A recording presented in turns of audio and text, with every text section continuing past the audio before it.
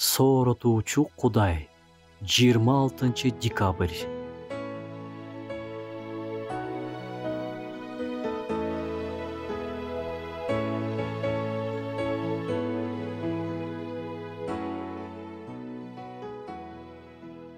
Ыйса жерде жашап жүргөндө көптөгөн адамдар анын артынан ээрчишип, суроолоруна жооп алышып, денелерине айыгып алышып, жандарына куткарылып алышкан.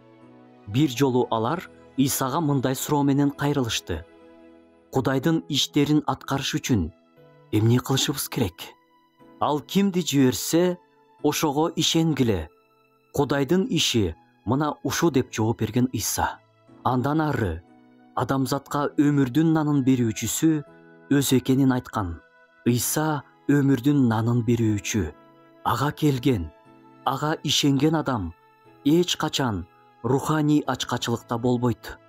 Анын жаны түбөлүк өмүр үчүн да тирүү болот. Бул жердеги жашоосунда да, Кудайдын камсыздандыруусунда болот. Өмүрдүн жолдору кандай гана болбосун, Кудайдын колдоосун дайыма сезе алат.